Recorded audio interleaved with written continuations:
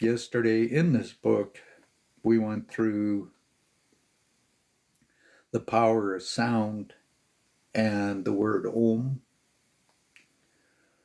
We went through the effects of repetition. We went through the blessings, the angelic cooperation, all kinds of beings that work with mankind, association of thought, the effects of faith, mantras, Hindu yoga, and the real truth about yoga and all the different practices, the Buddhist classifications, the 4 ways of the path, and the masters and the Brotherhood. So today is the great initiations, chapter 8, the first initiation, the One Initiator. So when you understand the energy, the source of energy comes from somewhere, and there's something working with it on your behalf, and there's higher beings waiting for people to want to become a part of this. Because everything is about choice, everything is about belief. And people have to understand they have to choose, they have to believe, they have to do the work.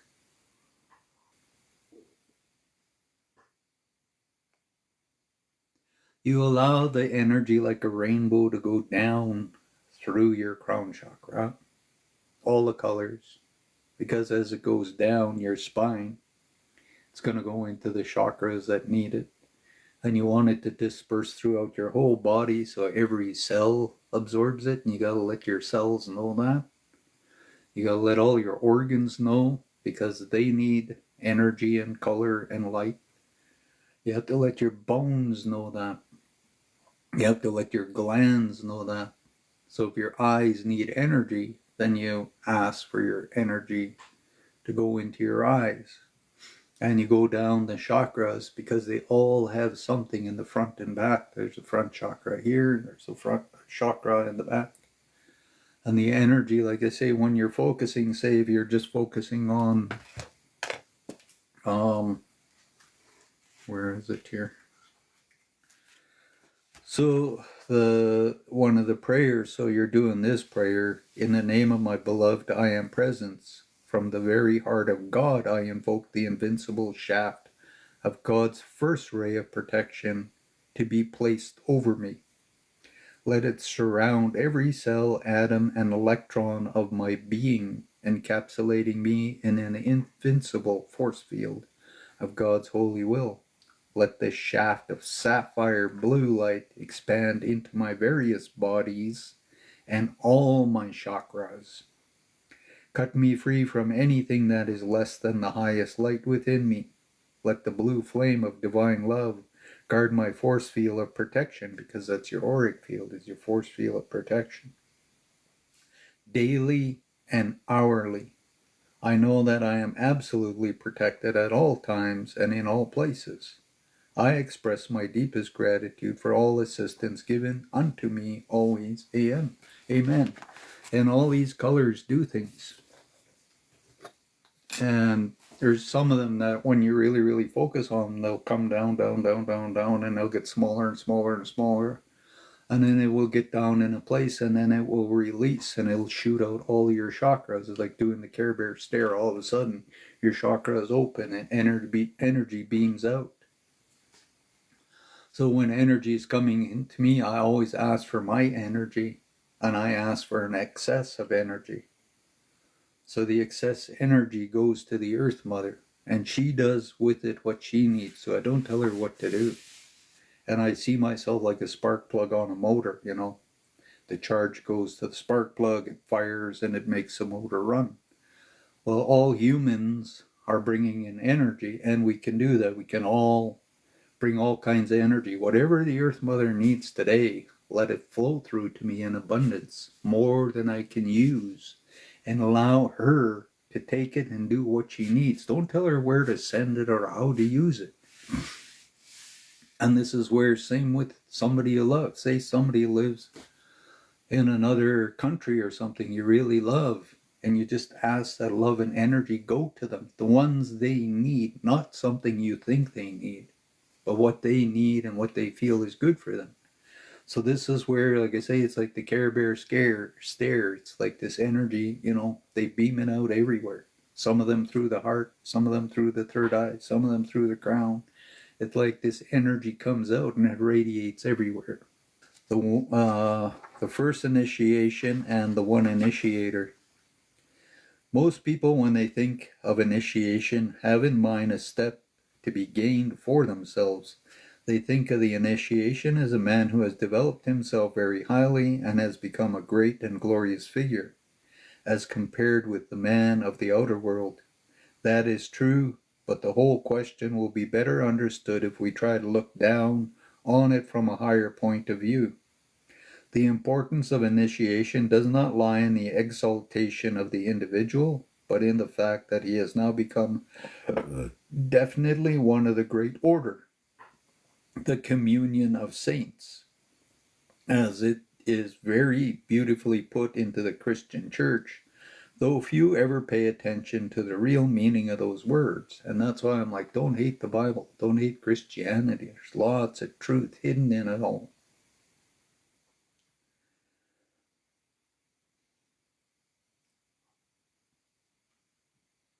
The stupendous reality that lies behind initiation into the Brotherhood will be better understood after we have considered the organization of the occult hierarchy and the work of the Master, to be dealt with in later chapters. The candidate has now become more than an individual man because he is a unit in a tremendous force. On every planet, the solar logos has his representative acting as his viceroy. On our globe, the title given to this great official is the Lord of the World. He is the head of the Brotherhood, and the Brotherhood is not only a body of men, each of whom has his own duties to perform.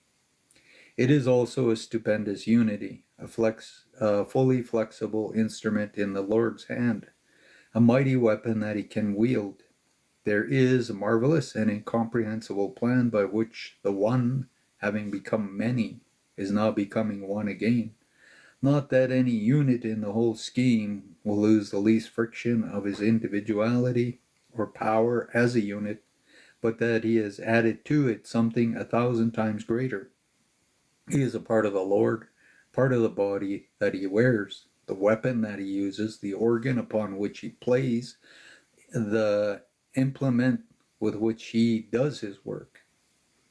In all the worlds there is but one initiator, but in the case of the first and second initiation, it is open to him to dispute some other adept to perform the ceremony for him. Though even then the officiant turns and calls upon the Lord at a critical moment to conferring of the degree. This is a very wonderful moment in the candidate's spiritual life, as was explained by Master Kathumi. When accepting the pupil not long ago, he said to him, "Now that you have attained the immediate goal of your aspirations, I would exhort you at once to turn your attention to the far greater requirements of the next step. That for which you have now to prepare, the entering upon the stream which the Christians call salvation, will be the salient point and long line of your earthly existence, the culmination of 700 lives.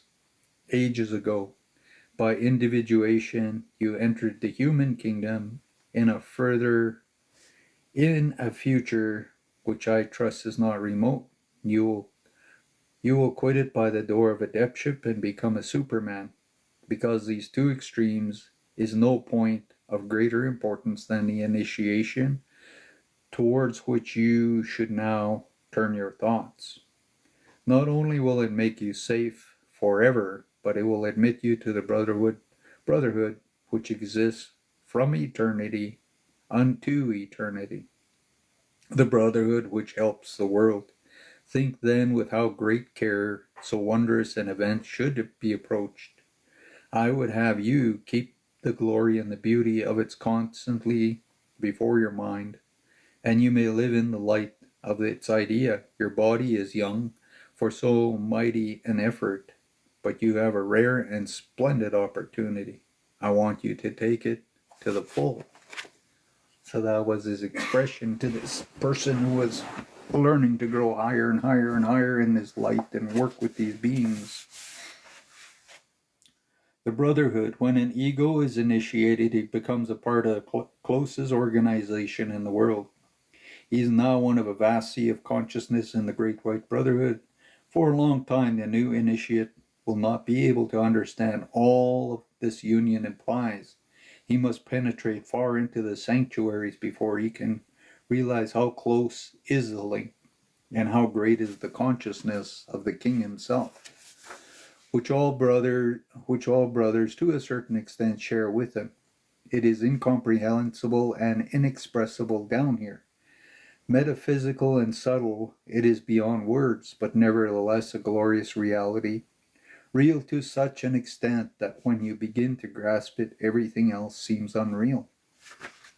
We have seen how the accepted pupil may lay his thoughts beside that of the master. So now maybe initiated puts his thoughts beside that of the Brotherhood and draws into himself just as much of the tremendous consciousness as he at this level is able to appreciate. And ever as he draws it into himself, he will be able to receive more of it, and his own consciousness will widen out so that narrow of thought will become impossible for him. And just as the accepted pupil must take care not to cause disturbances in the lower vehicles of the master, lest he should interfere with the perfection of his work, so must a member of the Brotherhood never introduce anything discordant into the mighty consciousness, which is acting as a whole. He must remember that not by any means the whole of the Brotherhood is doing the same work as our master. Many of them are engaged in other labors which require the utmost concentration and most perfect calm, and if some of the younger members should sometimes forget their high calling and cause ripples of annoyance to disturb the Brotherhood, it would affect the work of those great ones. Our own masters might perhaps overlook that and be willing to endure a little occasional worry of that kind for the sake of the future, when a new member will be making really great use of the powers of the Brotherhood. But we can quite understand that those having nothing to do with the training of individuals might say, our work is being disturbed, and it is better that those who have such immature personalities should stay outside. They would say that nothing was lost, that progress can be made just as well outside, and that the pupil can go on making himself better and stronger and wiser before gaining initiation. So wonderful is the explanation of the initiate's consciousness that it is most apt to speak of the change as a new birth.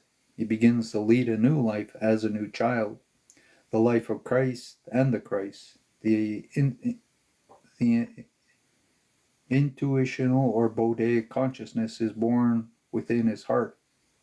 He has also now the power to give the blessings of the Brotherhood a tremendous and overwhelming force, which he is able to give or send to anyone, as he is judged to be most appropriate and useful. The power of the Brotherhood will flow through him just as much as he will let it flow. It is for him to use that power and to remember that he has the entire responsibility of directing it for whatever purpose he may choose. The benedictions given by the officiates at the initiation mean, I bless you, I pour my force and benediction into you, seeing that you, in your turn, constantly pour out the goodwill upon others. So this benediction, Cindy wrote above it, is blessings. So they pour their blessings into you. So when you're calling on these lights, these masters, all these other things are constantly trying to help you to receive what it is you need. The conscience of the Great White Brotherhood is an indescribable, wonderful thing. It is like a great, calm, shining ocean, so strangely one that the least thrill of consciousness flashes from one end of it instantaneously, and yet to each member it seems to be obviously his own individual consciousness, though with the weight and the power and the wisdom behind it that no single consciousness could ever have. This magnificent sea of cosmic conscious of the Brotherhood is something so great, so wonderful, that there is nothing else in the world like it. And this is where I say that energy that comes from out there into you, it is beyond drugs, booze, sex, anything you can think of on this earth. And when you connect with that, you want it more than anything else that exists on this planet.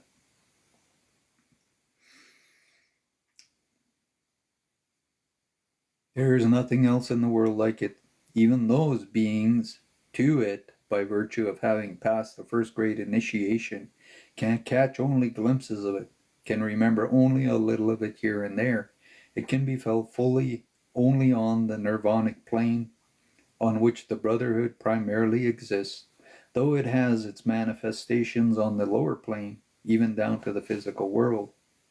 As a band of pupils is all one in the Master, so is the Brotherhood all one in the Lord. The member may freely discuss a point among themselves, yet it is as though different aspects of a case presented themselves in the same mind, and were by the mind weighed one against the other. But one is all the time in the presence of a tremendous and almost awfully serenity, an almost awful serenity, a certainty which nothing can ever disturb. And yet somehow in all of every suggestion is welcomed. Indeed, there is a sensation that the whole Brotherhood is alertly and eagerly waiting for each individual's contribution to the subject before it. There is nothing down here to which this consciousness can be adequately compared. To touch it is to come into contact with something new and strange, yet inexpressibly wonderful and beautiful, something which needs no evidence and no comparison, but asserts itself to be of a higher and unknown world. And this is where this experience have had these kinds of things go on. And like I say, this energy is way beyond anything. And it does all kinds of magic. And you have to really respect it.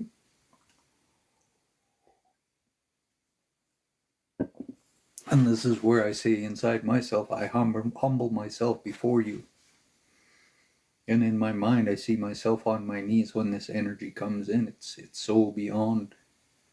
And I'm so humbled by it because it is everything.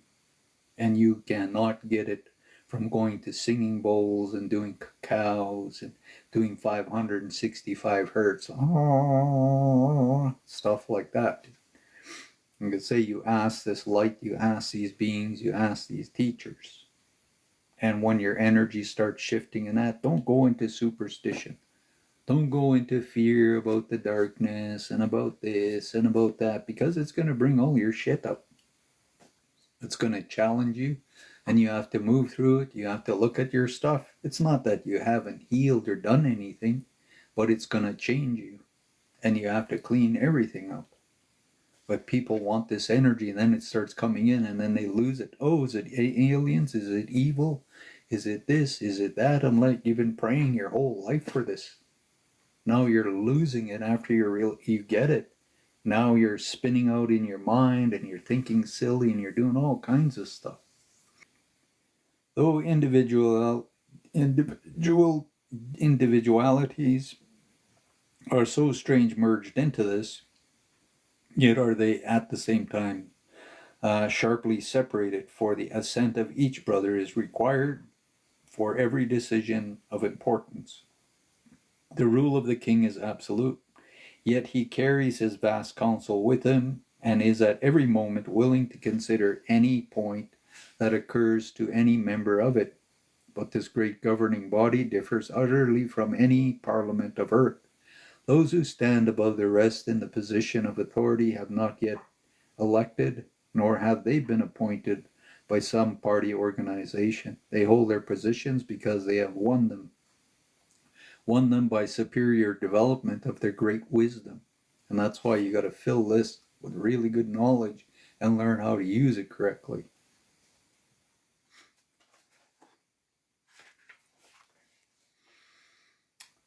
None doubt the decision of his superior because he knows that really he is a superior, that he has greater insight and fuller power to decide. There is and there can be no shadow of compulsion that these superhumans shall think or act alike. Yet is their confidence in their mighty organization so perfect that it is unthinkable that in the long run they should differ. It is only in the case of such a brotherhood, under such a king, that we can fully realize the beautiful wordings of one of the collections of the Christian or of the Church of England. In his service is perfect freedom, is what it says. So we're going to go into failures. In such an organization, there should surely be no possibility of failure or trouble of any sort, and yet, because humanity is frail, and because not all members of this great brotherhood are yet supermen, failures do sometimes occur, although they are very rare. Great ones fall back even from the threshold, unable to sustain the weight of their responsibility, unable to pass on, as is said, the light on the path, and only the attainment of the adeptship ensures perfect safety. The initiator tells the candidate that now he has entered upon the stream, he is safe forever. But although that is so, it is still possible for him to delay his progress to the most serious extent. If he yields to any of the temptations that still beset on his path, to be safe forever is usually taken to betoken the uncertainty of passing onwards with the present life, wave of nothing being left behind at the day of judgment. So this is where you gotta clean up everything. Which comes in the middle of the fifth round when the Christ who has descended into matter decides that the soul can and what souls cannot be carried on the final attainment in this chain of worlds. There is no eternal condemnation. It is, as the Christ said, simply eonism or aeonin. Aeonian. Aeonin. There are some who cannot go in this age of dispensation, but they will follow along in the next, precisely as a child who is too dull to succeed in this year's class will drift comfortably along in the next year, and will probably even be at the head of it. When the sad and terrible thing does occur, when this is a failure of any sort among initiates, a thrill of pain runs through the whole of the vast consciousness, for the separation of one from the rest is the nature of a veritable surgical operation, tearing the heartstrings of all. Only with the uttermost regret does the Brotherhood ever thus sever the member from itself. And even when it does so, the erring brother is not finally cut off, however far he may stray. He will be brought back again sometime, somehow, somewhere.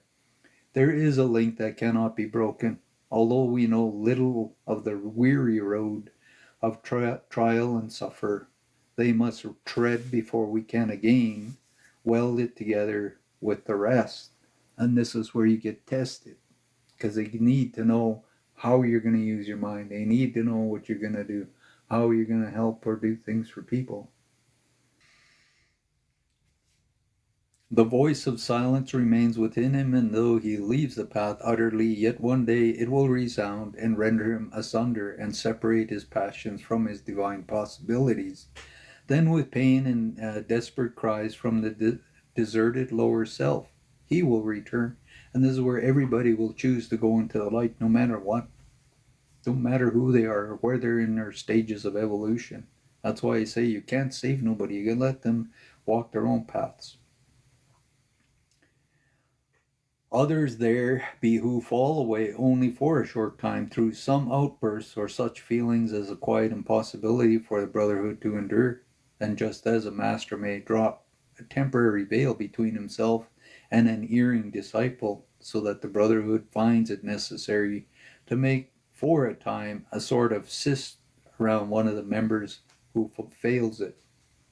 The whole force of the Brotherhood is turned upon one who is failing in that way, so that, if it be at all possible, they may prevent him from overstepping the boundaries. But sometimes, even in spite of all the strength which the Brotherhood is permitted by the law of karma to use, a member still declines to give up his petty personal attitude of supposed injury and offense, or whatever it may be.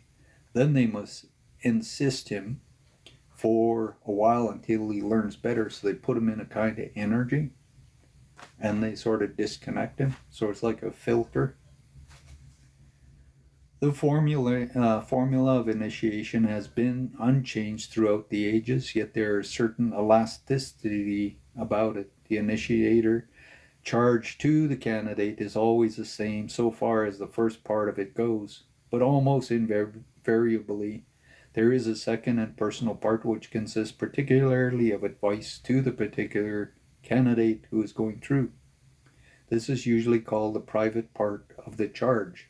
I have also seen instances in which an image is made of the candidate's worst enemy, and he is asked how he would deal with him, whether he is fully prepared to forgive him absolutely, or whether he would help even one so low as this that came in his way.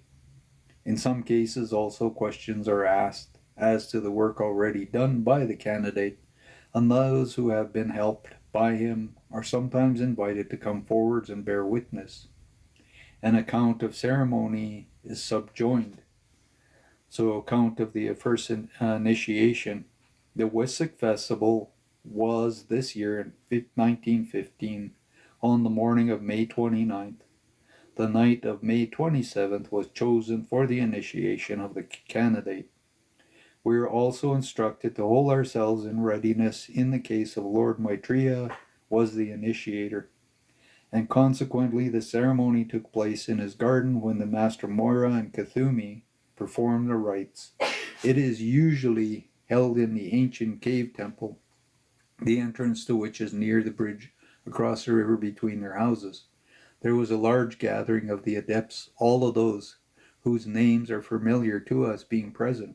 The glorious garden was at its best, and the rhododendron bush were on blaze of crimson blossoms, and the air was fragrant with the scent of early roses. The Lord Maitreya sat in his usual place on the marble seat, which runs around the great tree in front of the house. The master grouped themselves in semicircles on his right and left on the seat, which were placed for them on the grass terrace, from which the marble seat raised by a couple of feet. But the Lord Vivasta Manu and the Maha Kohan sat also on the marble seat, one on each side of the arms of the specially raised carved throne, which faces exactly the south, which called the throne of Dakshinamurti, Dakshinamurti. The candidate with the master who introduced him stood on the next stage of the terrace at the foot of the Lord, and behind and below them were other pupils, initiated and uninitiated, and a few privileged spectators who were allowed to see the good deal of the ceremony, thought at certain times to veil the golden light hid from them the proceedings of the central figure. The candidate was, as always, dressed in flowing robes of white linen, while the masters were mostly clad in white silk, deeply edged with magnificent gold and embroidery. A great host of angels floated above the group, filling the air with soft ripples of melodies, which in some strange and subtle way seemed to draw out the chord of the candidate to an intricate, interwoven web of sound, expressing his qualities and possibilities throughout the ceremony. This went singing on, delicately supporting all words that were spoken.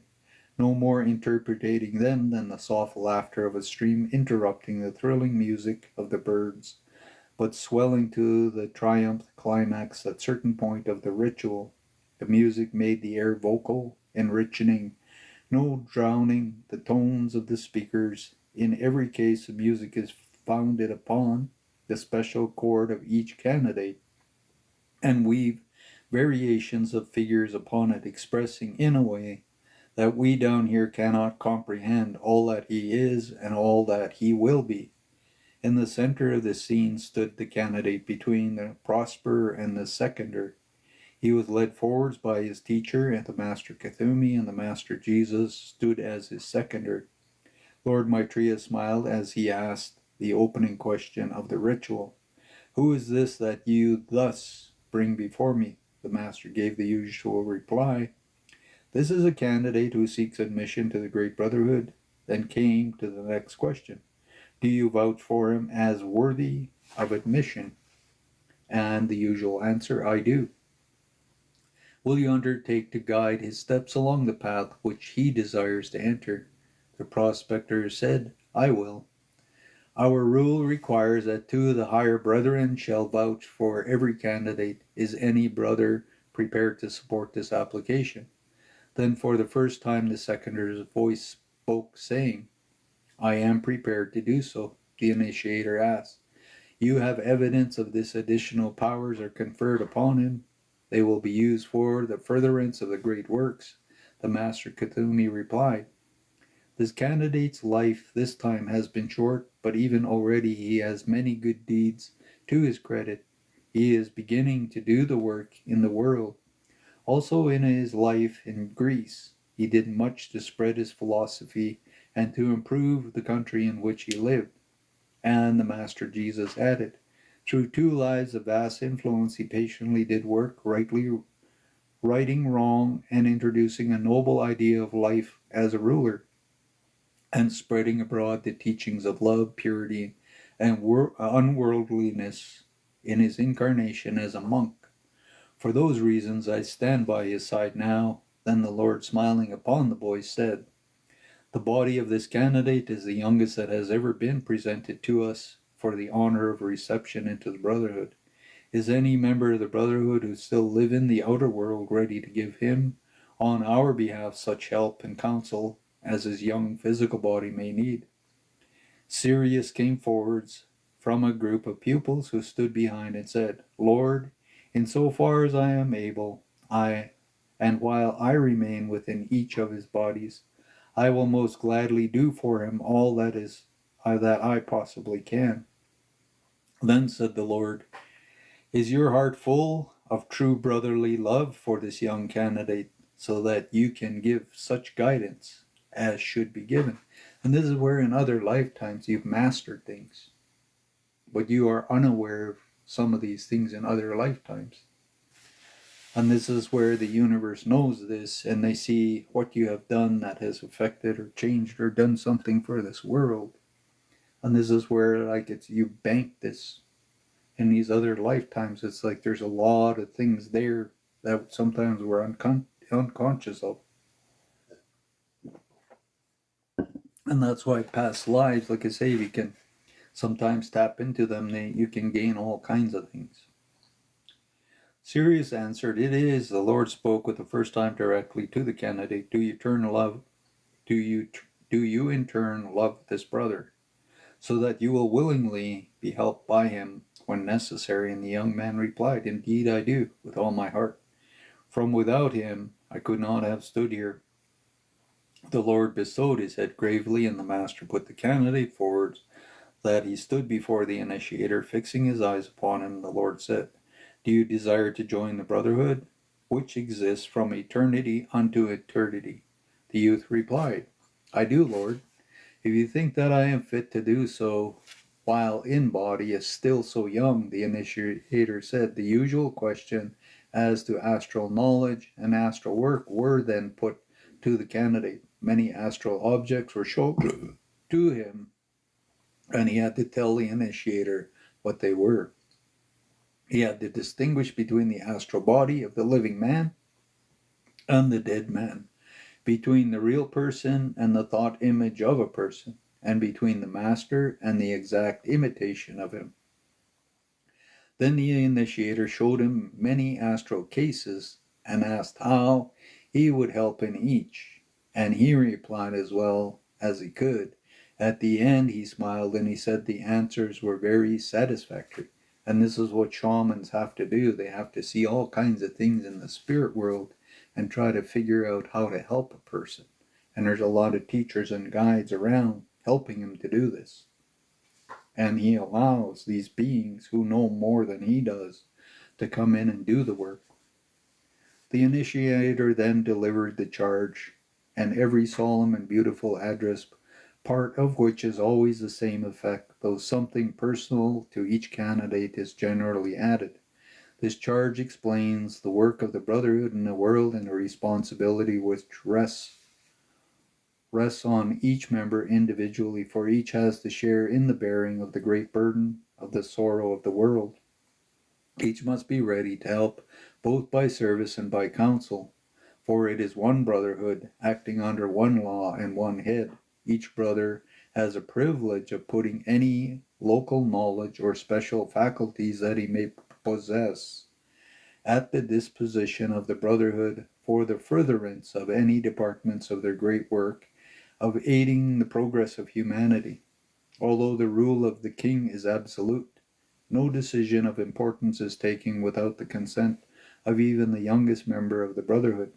Each is a representative of the Brotherhood in whatever part of the world they may be, and each is pledged to be at the disposal of the Brotherhood to go wherever he is sent. That's why I say you got to go wherever you're asked to go, to work in any way that is required, while younger members will naturally, implicitly obey the head. They may yet help by local knowledge and may always suggest anything that seems to them as possible use. Each brother living in the world must remember that he is a center through which a force of the king may be sent for the helping of those who are in need, and that any older brother may at any time use him as a channel for his blessings. Therefore, each younger brother should always be ready to be so used at any moment. That's where I say you got to become a hollow bone.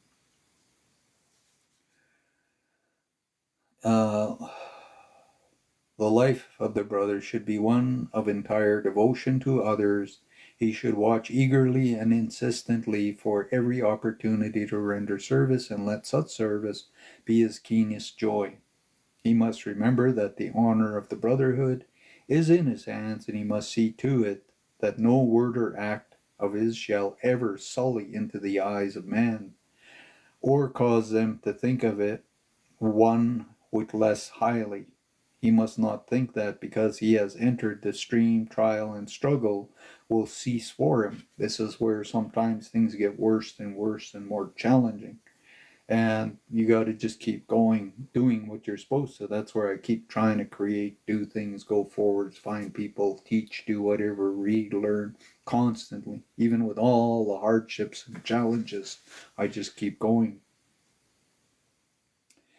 He must not think that because he has entered the stream, and this is where people believe they're going to be angels sitting on clouds, playing harpsichords. They're going to be in this grand and glorious, now that they've got this knowledge inside them, all of a sudden, when they fart, just love clouds, fly through the whole earth, and everybody is just in awe and they fall to their knees. It doesn't work that way.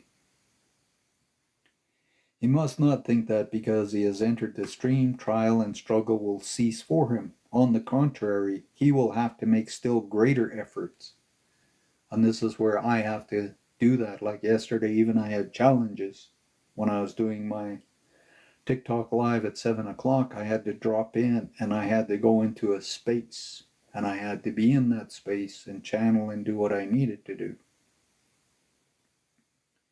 On the contrary, he will have to make still greater efforts, but he will have greater strength to make them. The power will be far greater than before, but in exactly the same portions his responsibility is greater also. He must remember that it is not he, a separate self who has gained the steps which has lifted him above his fellow. Rather, he should rejoice that humanity through him has risen a little, has fretted itself to this small extent from the chains, has come into a much more of its own. The blessing of the Brotherhood is ever with him, but it will descend upon him precisely in the measure in which he passes it on to others, for this is the eternal law. And this is where, when I get things, I pass it on to people. It doesn't belong to me. I don't believe I'm powerful. Just because I have gifts doesn't make me special. Wherever I go, people try to do all kinds of things and make them special. And I'm like, we're all just energy. We're all in a world in a 3D holographic thing. And we're trying to come up and we're trying to help others. And everybody is going to become us. When we go into the 5-dimension, fourth and fifth dimension, and we go into these higher planes, we're going to be Jesus, we're going to be Buddha, we're going to be things. And they're not going to be jealous or warring with us or telling us we can't do this. We're going to be superhumans. We're going to change reality. This earth will not be 3D anymore. And you guys are always asking to be shamans and healers and this and that. And then as soon as something comes, you run and hide. You do all kinds of stuff. When I'm told, I go whether I like it or not. That is a part of the charge which is always given as a private admonition to this candidate, the initiator added. Your body is very young to bear so heavy a responsibility as this great gift of initiation. Yet that very youth offers you an opportunity as wonderful as any has ever fallen to the lot of man. It has been earned by karma of your previous lives and self-sacrifice. See to it that in this body you prove yourself worthy of it. That's why I say past lives are important. There's lots of things. You might have been a saint in another lifetime, but you don't recognize it. And you might have been born in England, and now you're in a native's body. You might have been born in Russia, and you're in a Chinese body when you were this saint. And this is where you can't judge yourself. People are really hard on themselves.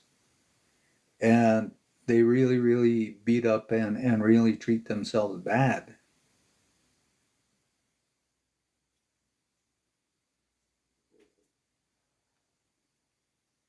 To the universe, nothing is really bad. Sometimes you're balancing out karma. And I use a story about when I got kicked in the face here with steel-toed boots. And Christmas Day, I was walking around, I was drunk. Christmas holidays. And I had a 26 of vodka this side, 26 of vodka. And it's cold. It's like 40 below. And I want to party. And so I'm looking for somewhere where I can drink with people. And I'm going down the road and there's a knock on the window and I look and there's these two people in there. And they, come out and they say, hey, and I'm like, hey, what you guys doing? They're like, oh, we're just sitting around. I'm like, would you guys like a drink?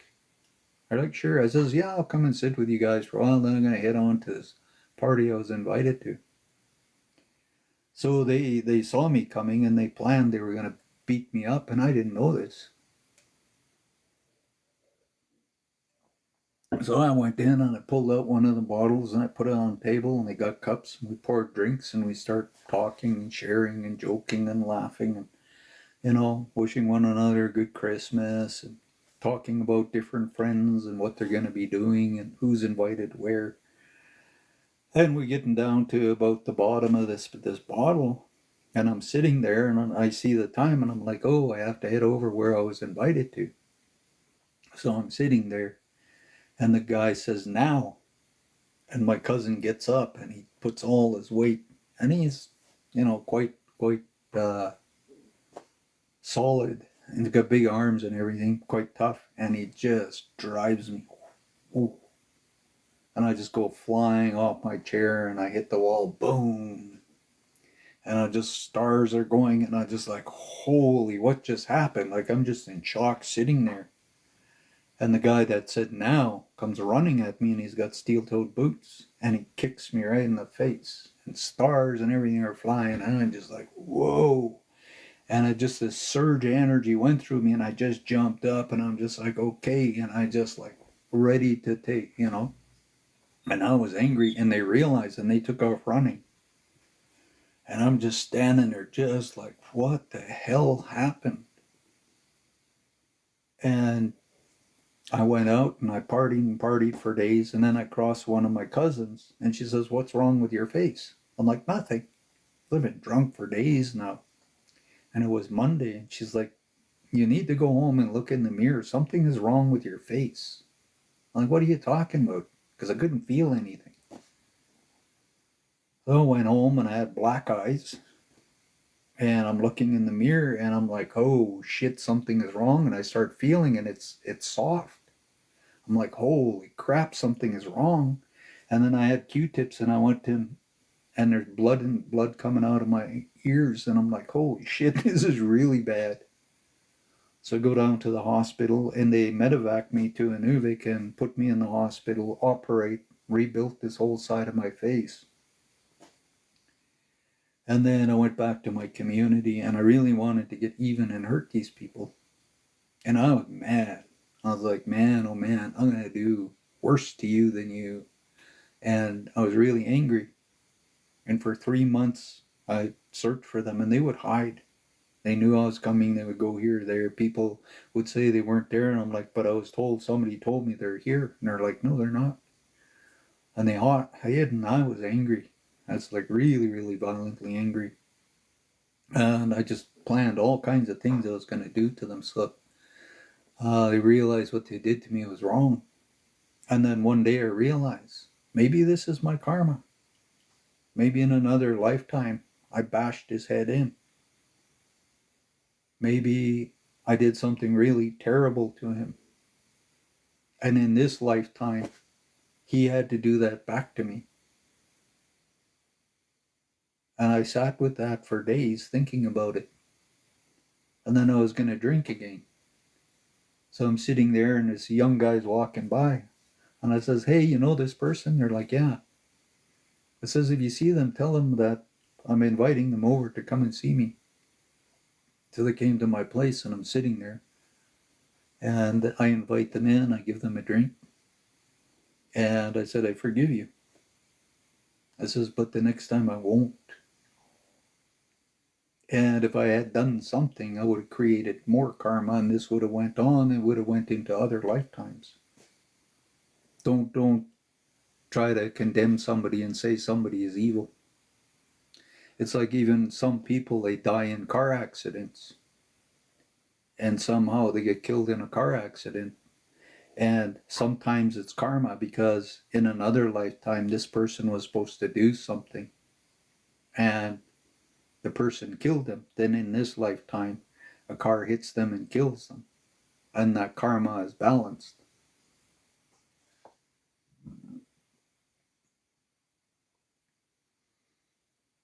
And like I say, there's a lot of things. And my granddad taught me many, many things. And these beings, they don't judge you.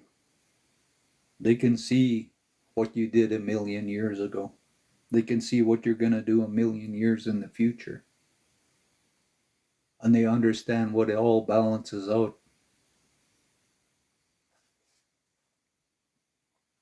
It has been earned by your karma of your previous lives of self-sacrifice. See to it that in this body you prove yourself worthy of it.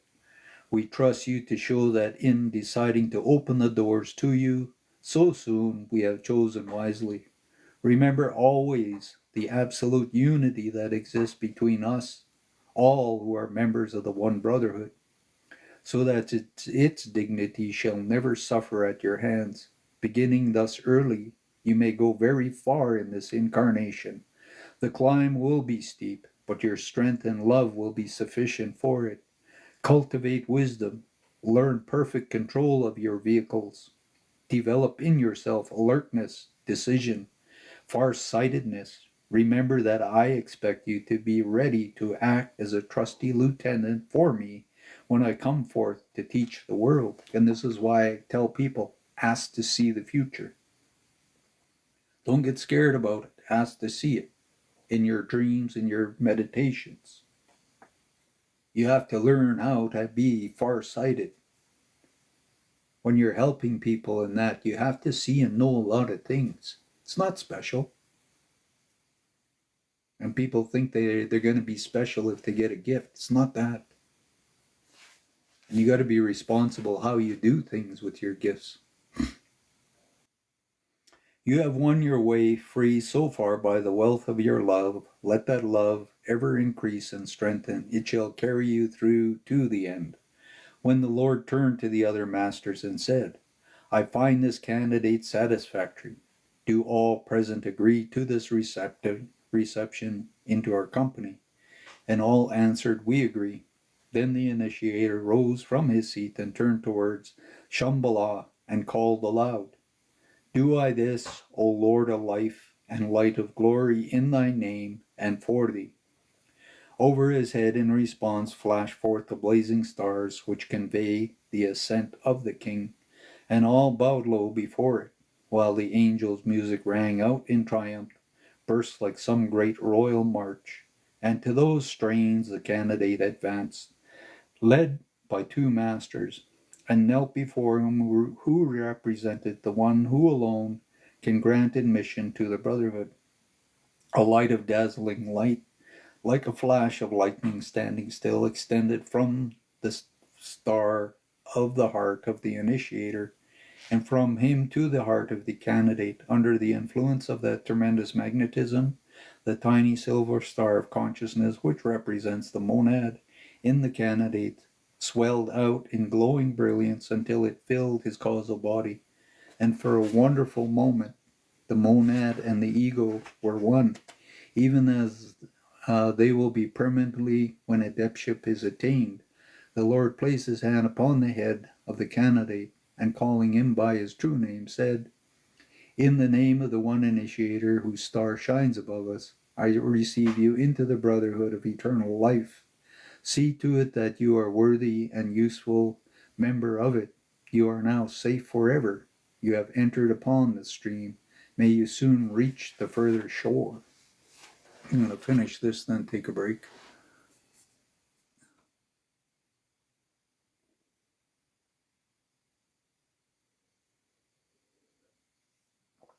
Karma is when you keep repeating and harming people.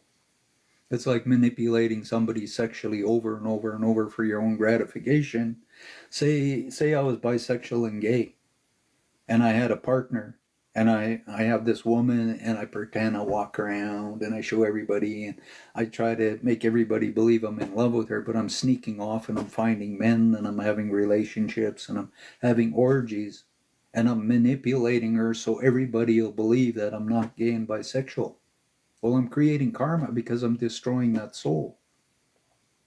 And I'm repeating it every day when I do this. That's karma. When you realize you're doing something wrong, you stop and you don't do it anymore. It doesn't take too much to understand how that works. It's like if you do witches spells and you like cursing people, you like laughing at people. It's you like, messing somebody is trying to earn a living and do something, and you try to do everything so they can't make a living. You tell lies about them and that, and you're doing that. That's called karma.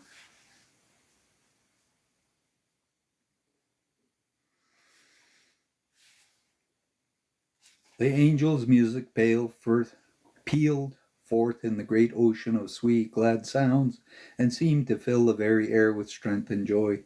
And the initiator and the kneeling candidates of his sponsors were almost veiled in the loveliest of colors, which brought the blessings of a Manu and the Mahakohans on their waves, and the exquisite gold light of the flower of earth, humanity, and Gautama, the Lord Buddha, hovered over them in benediction. For another child of man had entered on the path, and the silver star seemed for a moment to expand and enfold the initiator and the new brother in its blinding glory. And when they came forth from the glory, the robe of the neophyte was no longer linen, but white silk, which like those of other initiates. The picture when the initiator made his own causal body glow and that of the new initiate glowed out in response was enthralling, beautiful. Green and golden light shone out, the monad normally appearing but as a speck of light within the permanent atom of the causal body, shone forth resplendently, so that the brilliant nucleus swelled out and occupied the whole oval. The monad on this occasion identified himself for the time with the fractions of himself, that is, the ego, and it is he who takes the vow. The effects on the astral body is also most interesting. A great rhythmical swing is given to it without disturbing the stability of its equilibrium, so that it is able thenceforth to feel with far greater keenness than before, without being shaken from its own base or escaping from its owner's control. The initiator sets the swing, producing his own vibration in the astral body of the neophyte, at the same time steadying it. So there is no shaking, no disturbance, but an immensely increased power of vibration. With all this had been done, the initiator gave the key of knowledge to the new brother and instructed him how he might infallibly recognize astrally any member of the Brotherhood who was not personally known to him. He directed some of the older pupils of the master to attend as soon as might be to the necessary Bodhic exercises, and the great ceremony ended with the blessings of the new initiate by the assembled brothers. The new brother, in turn, then gave the blessings of the Brotherhood to the world, wielding thus for the first time the new and mighty power which had been conferred upon him, as the blessings played around and through the world, adding new life to everything, giving to each a little more force, a little more beauty, a little multitudinous murmurs fills the air, myriad whispers that form themselves into a song of deep delight and gratitude.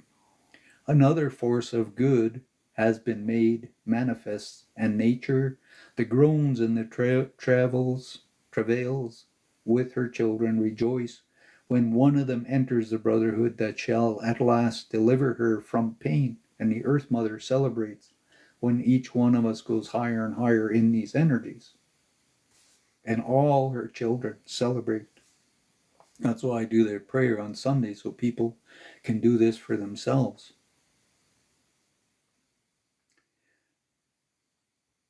Another force of good has been made manifest, and nature, the groans and travails of her children, rejoice when one of them enters the Brotherhood that shall last deliver her from pain. For the life of the world is one life, and when real progress is made by any unit, all nature shares in the gain, even that part of it which we so wrongly call inanimate. So the wonderful ceremony ended, and the masters gathered around the new brother, gave him hearty congratulations as a blazing star disappeared. On the following night I had orders to present the neophyte to the Lord of the world. This, of course, a very unusual honor, and not in any way a part of the ceremony of the first initiation. It generally accompanies the third. We repair to Shambhala at the appointed time, and were received in the great hall as usual. We found the king in conversation with Lord Gautama, Buddha, and Lord Maitreya, and later presented the neophyte to the king as our newest brother, an ever-glowing love star, and Sanata Kumara smiled graciously upon the youth as he knelt before him. The neophyte raised his hand in the Eastern salutation, and the king put forth his right hand and grasped them as he said to him, "You have done well, my son, and I am pleased with you. I have called you thus before me to tell you so. Go on and do better still, for I expect you to play a great part in the future of my new sub-race. My star shone over you visibly for a few hours ago. Remember that it hovers over you always, just as really when you cannot see it, and where it shines, there shall ever be power and purity and peace." And that's where you can see certain things about people. And you don't tamper with it, you don't mess with it. But people will try to do stuff. They'll try to do all kinds of stuff. I'm like, don't do stupid things. Then the Lord Buddha, laying his hand upon the neophyte's head, spoke. I also wish to give you my blessings and my congratulations, for I think that your rapid progress now is an earnest of that which is to come, and that in the future I shall greet you as my brother of the glorious mastery, a member of the spiritual dynasty through whom light comes to the worlds. The three Kumras who stood behind smiled also upon the youth as he knelt speechless, but glowing with love and adoration. The king raised his hand in blessing, while we prostrated ourselves, and we came away. So I'm going to stop there. Next part is the length of this ceremony, the sonship, level of initiation, present opportunity, young initiates, and the initiated brother to all. So, and then I might go into chapter 8, the ego, the birth of the ego, and there's a drawing here.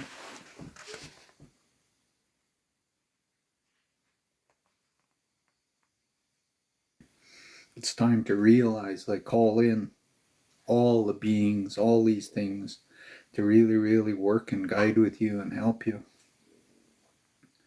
Length of ceremony. The time occupied by the ceremony of initiates varies according to several considerations, one of which is the amount of knowledge and the candidate brings with him. So from all your lifetimes, you've gained knowledge.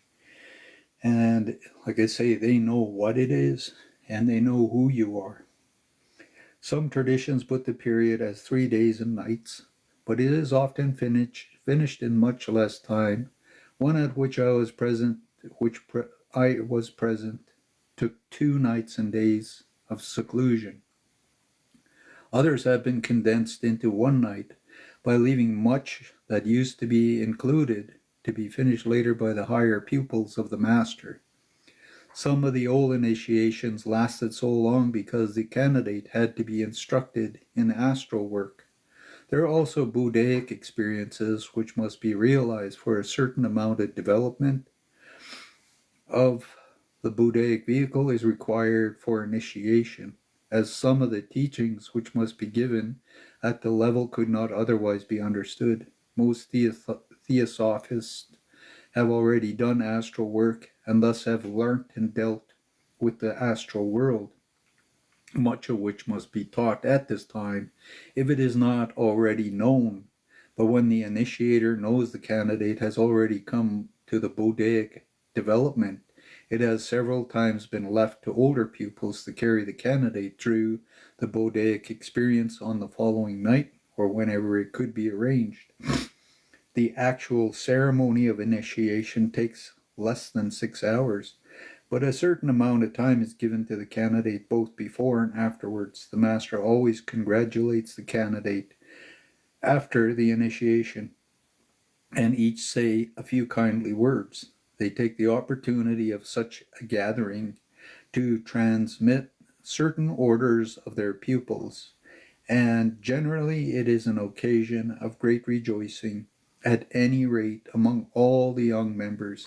It is a victory for all when another neophyte is admitted, when one more is safe and forever.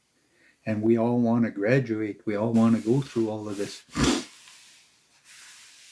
Hello to all of you who are joining, and have a good day to the ones that have to go off to work and things. So I'm thinking of the movie, what was the one where the guy got blown out of his body, Cindy? Doctor Strange. Yeah, Doctor Strange. And he goes in and out of all of these spiritual realities. And it's a really, really interesting movie. If you watch Doctor Strange, the first one, where the teacher hits him, his body flies back and he's in the astral plane. And she sends him in and out of all kinds of other realities. And the Doctor Strange movie is very, very interesting. Sonship. We have already spoken of the close relationship between the accepted pupil and his master. All times of this intimacy has been steadily growing.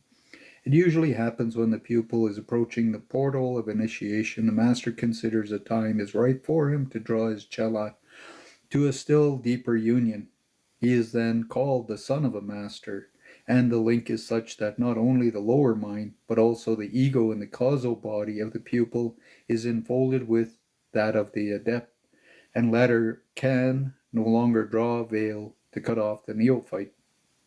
A wise Frenchman once said, Dance, I don't know how to say this in French, I'm not even going to try. Whatever that is in French, I'm just leaving it alone. This is profoundly true in 9 cases out of 10 in human love. Often the reason for it is that one of the two souls concerned is greater and more developed than the other, therefore capable of a far deeper love. The younger soul appreciates that wealth of affection and returns it to the extent of its capacity, but his best efforts fall far short of the wonderful gifts poured out so easily and naturally by his elder. Always that must be the case with regard to the master and his pupil. So they have to open you up to gifts and abilities. And like I say, none of us are special. There's even higher and higher things that we still don't understand and know here on this earth in the 3D yet. So you got to really, really respect all of this. You can't just play with it and do whatever you want with stuff. Another point, the affection with which we meet in ordinary life is not infrequently unstable, fluctuating, capable of ready discouragement.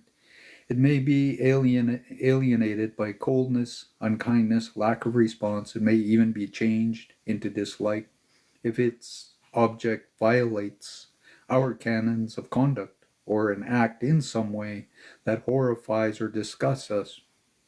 But there is a truer and a deeper affection that nothing can shake, a love which recks nothing of response, which is utterly unaffected by neglect, indifference, or even unworthiness on the part of the object, which would indeed feel bitter anguish and regret if that object committed a crime or disgraced himself in any way, but would never for a moment decrease in strength, would lose not a single degree of the ferocity, whatever the loved one might do. Fervency, Fervency, of whatever a loved one might do. Of the nature is love of God for his word. Of the nature also must the love of the master for those of whom he gives his ineffable privileges of sonship. He trusts them wholly. He voluntarily reassigns the power to separate them from himself, because only by the utter and unbreakable union with them is he enabled to share with them his own nature to the very fullest extent of their powers of response. Only by his sacrifice of himself can he give them the utmost which a pupil can receive from a master. Thus it may truly be said that he puts himself at the mercy of his pupil. Just think of this awful responsibility which that throws upon us. Rare though it be, such a love is found sometimes among men, in our physical worlds too, but when it exists, it has always that same quality and that same result. It places the higher in the hands of the lower, so that the supremest love is ever also the supremest sacrifice. Yet this utter sacrifice is utmost resignation and a self, bringing with it a keener joy than that aught less on earth can confer. For such love alone is godlike, such self-surrender bears the man in every heart of Christ. Indeed, it is true that such love shall cover the multitudes of sin, that her sin, which are many, are forgiven, and she's loved much. And this is where they know and understand what all things are. So if you really, really understand, they're going to help you to heal and fix things and see and know the truth about everything. But you can't expect to get a gift and then run around and do stupid things. It's not a silly game. Spirit world is something that's real, and you don't just play around in it.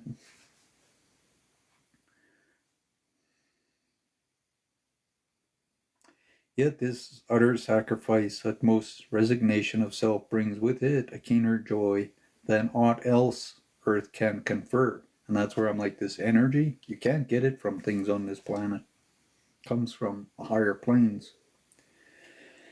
Such a love alone is godlike, such a surrender bears the man into the heart of Christ. Indeed, it is true that such a love shall cover the multitudes of sin, that her sins, which are many, are forgiven, and she's loved much. There is a beautiful reference to this state of closeness union in the light on the path, where is written, "My peace I give unto you," can only be said by the Master to the beloved disciple who are as himself. So if you want to become Jesus and he decides to train and teach you, he's going to give you all his love. He's going to help you to become everything. And you got to become God. And so these are they who have the inestimable privilege of being able to pass on that peace of others in all its fullness. Any accepted pupil of the Master has a right and the duty to bless in his name, and a splendid outpouring of the Master's power will assuredly follow his efforts to do so. Especially should he give the blessings mentally wherever he enters a house. So when you go in a house, you have to bless it. You have to allow the angels, the spirits, everything to come in.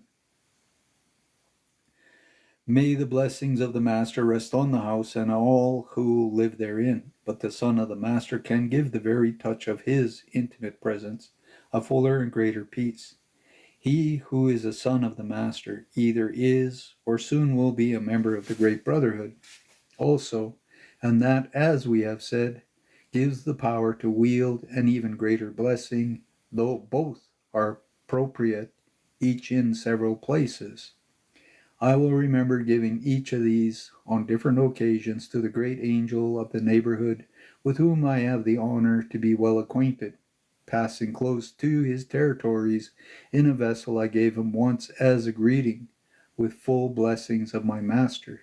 It was indeed beautiful to see the way in which he received it, bowing profoundly and showing his appreciation by a lovely soft glow of holiness and uttermost devotion. Another day, under similar circumstances, I gave him the blessing of the Brotherhood, and instantly every power of that great angel flashed out in glad response, and the whole of his territory lit up. It was as though a soldier had leapt to attention, as though everything, not only with him in himself, but in all the thousands of minor creatures working under him, had suddenly been vivified and raised to its highest power. All nature instantly respond. You see, my Master, however deeply revered by him, is not his Master, but my King is his King, for there is but one. Levels of initiation. The question as to whether a man is approaching fitness for initiation involves three separate sets of consideration, all depending on one another. The first is as to whether he is in possession of sufficient amount of necessary qualifications, as laid down at the feet of the Master, and that means that he must have a minimum of all, a very much more than minimum of some of them. To illustrate this, think for a moment of the method adopted in marking papers at certain examinations. It is determined beforehand by the examiner that no candidate shall be allowed to pass who fails below a certain minimum in each of the subjects, but the percentage requires each subject is very low, say 25%. Anyone who fails to secure 25% of the mark in any subject will fail, but nevertheless one who secures exactly that amount in each of the subjects will not succeed. For not only for separate minima set for the different subjects, but there is also a total minimum, let us say 40%. Once, therefore, who falls as low as 25 or 30% in one or two of his subjects must make every effort more than that in several other subjects in order to attain the average required. This is precisely the method adopted in occultism. There must be a certain amount of each of these qualifications presented in successful candidate, but he must have very thoroughly developed some of them. A candidate cannot succeed if he be entirely lacking in discrimination. Yet if he shows much less of that, he should, an overflowing flood of love may perhaps be accepted as a tuning for it. Secondly, the ego must have so trained his lower vehicle that he can function perfectly through them when he wishes to do so. He must have effected what in our early theosophical literature was called the junction of the lower and higher self. And thirdly, he must be strong enough to stand the great strains involved, which extend even to the physical body. As to the level of progress at which he will be initiated, there is room for very great variety. It would be a mistake to suppose that all initiates are equal in development, just as it would be unsafe to assume that all men who have taken the degree of mastery of arts are equal in knowledge. It is quite possible that a candidate might have done exceedingly well in many of his qualities required, and be far beyond the total minimum, and yet be seriously deficient and below the minimum standards in one subject. It would then, of course, be necessary for him to wait till he had a minimum in the neglected subject. No doubt, while he was acquiring that, he would be developing the others still further. And that's why you got to study all kinds of things. You got to get that knowledge. You got to get all these things up here for a reason. It is further obvious that while there is certain attainments required for initiation, some of those who are presented for it may have achieved far more than in some directions. We see too that there is likely to be considerable variations in the interval between initiations. One man who has just now been able to take the first may nevertheless possess a considerable share of the qualifications for the second. Therefore, for him, the interval between the two might be unusually short. On the other hand, a candidate who had only just sufficient strength in all directions to enable him to pass through the first would have slowly to develop within himself all the additional faculties and knowledge necessary for the second, so his interval would probably be long. And that's where you gotta believe in everything. You gotta learn all kinds of things from all kinds of cultures, and you have to believe in everything. The present opportunity we have now entered upon a period in the world history in which progress at the level of evolution can be very rapid.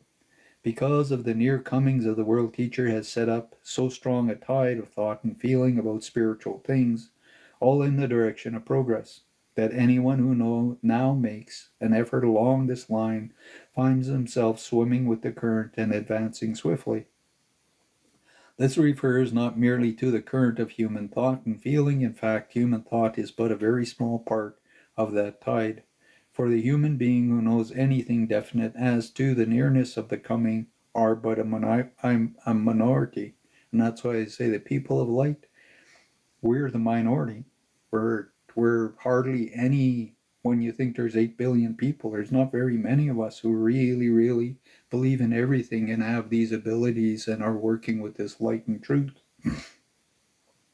What counts most is the tremendous, powerful thought of feeling and vast hosts of great angels who know of the plan and are trying in every way to help it. So rapid progress, however, is very decided strain, a thing which few aspirants sufficiently realize. A student of occultism who sets before himself the idea of hastening his development will do well to remember that one of the necessities is a good physical health. He wishes to make in one's life the progress which under ordinary circumstance would be distributed over 20 or more, and as an amount that has to be done is the same in either case, for no reduction whatever has been made in the standards of the requirements for the initiation. It is obvious that he must work all his vehicles very much harder if he is to succeed. It is possible on the physical plane to shorten the period of study usually assigned to any given examination, but a man can do it only by putting a far greater tax upon his brain his attention, his eyesight, his power of endurance. We all know how fatality easy it is for him to strain himself in any one of these directions, and thereby seriously to injure his physical health. Similar conditions attended upon the efforts to hasten spiritual evolution. It can be done, it has been done, and is a very fine thing for any man to do, always with his provost or provis, proviso, and he must watch very carefully again, overstraying, lest in the ultimate he should delay his development instead of advancing it. It is not sufficient to have good physical health at the beginning of one's endeavor. It is also necessary to preserve until the end, for the progress itself is but the means to the end. We try to develop ourselves not that we may become great and wise, but that we may have the power and the knowledge to work with humanity to the best effect. We must never forget occultism is all the above, the hypothesis of the common sense. So, young initiates. Hitherto, except very rare persons, have been initiated only after their physical bodies have come to mature age, after they have proved by their activities in life that their hearts are pledged to the work of the Logos. During the last few years, however, certain egos, whose bodies are still young, have been given the privilege of initiation. And we understand this has been done in order that when the Lord comes, he may find a band of young workers ready to serve him. On his arrival, the earth teacher will weld a wondrous consciousness of the Brotherhood, and the more helpers dwelling in the physical body that he can draw around him at any given place, the more will his work be facilitated. He can use the service of any ordinary man of the world to the extent of the man's capacity, but one who is ready to accept pupil of the master would be of a far more use to him in many directions than the man of the world could ever be, and of almost infinitely greater use still would be one who had passed the portal of initiation and had awakened all the multiple links which bind together the members of the Brotherhood. It is always the ego who is initiated. The age of the physical body, which it happens to be holding at a given time, has little to do with this case.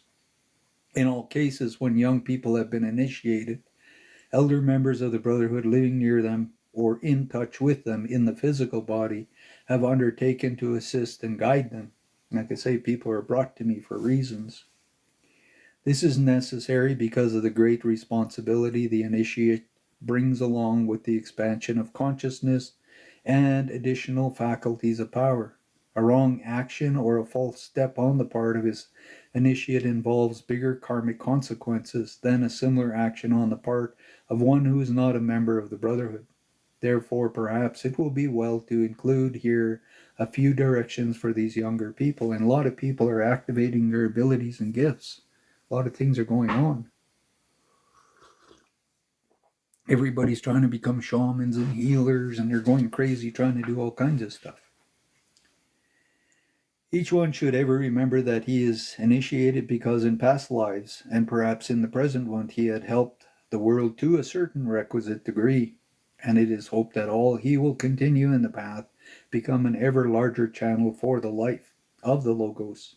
It is because of the probability of his increased usefulness that he is admitted to initiation.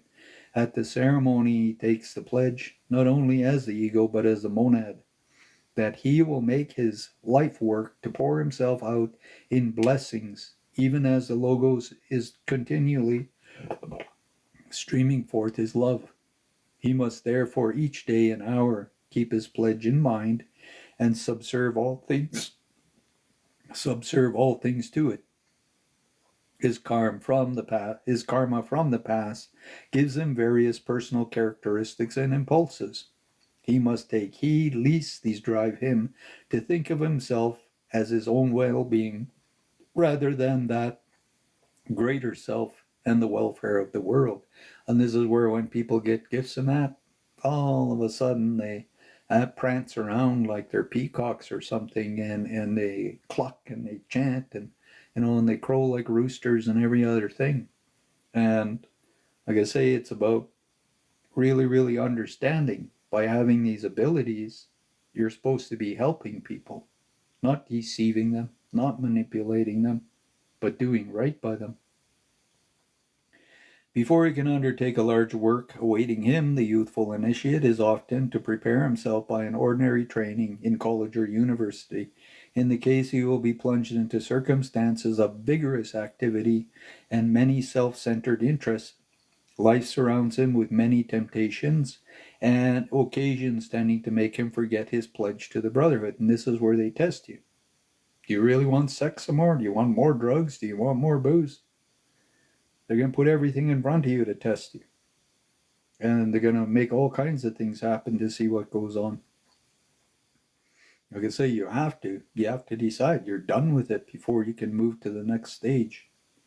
In that life in the world, on every occasion, whether a study, recreation, amusement, he must definitely hold the thought. Is this what I am going to do likely to make me better equipped for the Master's work, or a better channel to spread love and happiness? He must always remember the Brotherhood has the first claim on his service and must never put himself in any position which makes it impossible for him to fulfill his duty to it. It is not intended that he should live the life of a hermit, but while he lives that life in society, which will give him the growth he required, he must at all times watch to see whether it is making him more of a channel for the logos. And this is where they channel through all the energy, everything. Henceforth, for him, any experience, however pleasant or harmless, which cannot make him a fuller channel of the logos or give an opportunity for service, is valueless to him, and so much waste of time. He should try to take advantage of every opportunity to help that he sees and to learn such things as will make him useful. The initiate brother to all. When the pupil takes the great step of initiation and becomes a member of the Brotherhood, he also becomes in far greater and more special sense than before the brother of every one of his fellow men. This does not mean that he must direct their lives and try to guide them with criticism. It is not his business in life to criticize, but to encourage. But if he sees reason to make any suggestion, he must do it with the very greatest care of courtesy. The world does not see the higher members of the Brotherhood, therefore it is apt to judge the organization by the junior member who come within the preview. That is what is meant by the remark in the charge of initiation, that the neophyte holds the honor of the Brotherhood in his hands. And this energy and light, you got to really, really respect it. You got to really humble yourself to it. It is his duty to stream forth love and benedictions, so that every place in which he happens to be is happier because of his presence. He must therefore steadily turn outward. Henceforth it does not matter to him what judgment the world has given on his actions, but only that what judgment the Brotherhood gives. Whether he is popular or unpopular with the world matters not at all. If through all of his conduct he has been loyal to the ideal placed before him, some senior member of the Brotherhood may desire to use him at any moment, whether he happens to be, and sometimes without his knowing it, in the brain consciousness. But he cannot be used if, at any moment when he is needed, he is found brooding over his own affairs and turning inward, not outwards to the world. The supreme need for him is to the building of character, so that when his master looks at him, he will find him thinking of the world's welfare and not whether that world is giving him happiness or misery. And everybody's like, oh, it's so miserable. Oh, it's so this. I just want to be on a cloud with a harpsichord and happy forever. I just want to be in heaven. I'm like, why? So I'm going to do this chapter, the ego. I'm going to try and read it as fast as I can. And I'll get to the end of it. So hopefully it will give you guys something to think about. Because the ego, you can't get rid of it. You have to understand it. And this page here with this graph on it at the top, it says the ego first thing, and then as the logos, the first aspect is the God Father. The second aspect is the God Son. The third aspect is the Holy Spirit. So in Christianity, they talk about the Father, Son, and the Holy Spirit.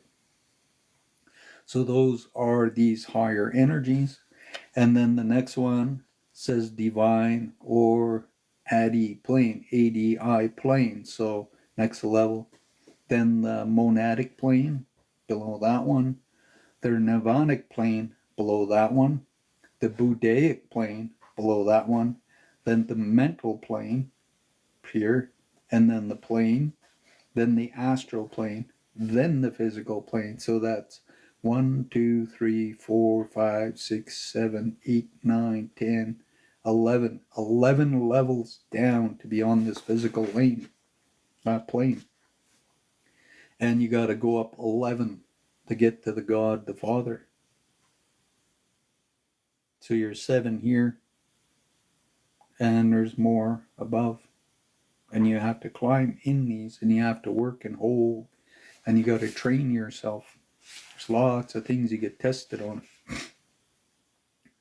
The ego, the birth of the ego, in order to further step on the path may be clearly understood, it is necessary at this point to consider the ego and the way in which he has awakened and put forth his power to bring the personality into harmony with himself and to reach up to the Buddhaic plane and realizes unity with all that lives. So everything, you got to go up here. The man, visible or invisible, and the Christian creed. I publish a diagram which I reproduce here, illustrates the 3 outpourings of divine life in the evolutionary scheme. At the top of the diagram appears 3 circles symbolizing the 3 aspects of the Logos, the 3 persons of the Blessed Trinity.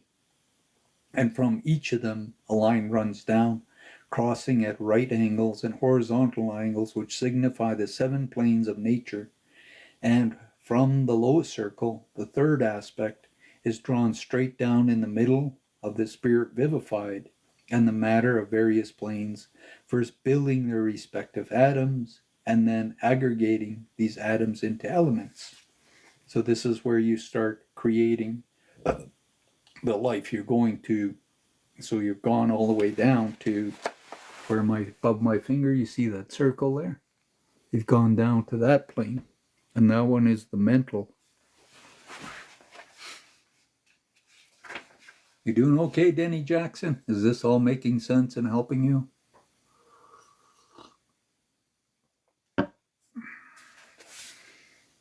Into the matter so vivified, the second outpouring comes down from the circle, typifying God the Son, the divine life of which the outpouring consists, draws that matter together into form which it can inhabit, and thus incarnates and makes a body or vessel for itself. And that's where you've chosen your parents and every other thing. Then you come in this body, whatever race and culture, whatever you want to learn and do in this lifetime. And you do this before you're even born. At its low level of maturity in life, ensouls the mineral kingdom, and as it evolves, it gradually becomes definite enough to ensoul the vegetable kingdom and still later the animal. When it has risen to the highest level of the animal kingdom, a very remarkable change takes place. And entirely new factor is introduced, the 3rd outpouring, which comes from the highest circle, the first aspect of the Logos, commonly called God the Father. The force which has hitherto been the ensouler now becomes in its turn the ensouled, and the new force from the first person seizes upon what has therefore been the soul of the animal and actually makes it into the body for itself. Though a body of matter is exceedingly fine as to be utterly inappreciable to our physical senses. Thus is born the ego in his causal body, and he at once draws into himself the results of all the experiences that has been gained by the animal soul in all eons of its previous development, so that nothing of qualification which had been acquired in the course of its evolution is lost. And that's where you take all knowledge with you. That's why I say all you're going to have of this lifetime is memories, and you're going to take those with you. Have a good day, laundry lady.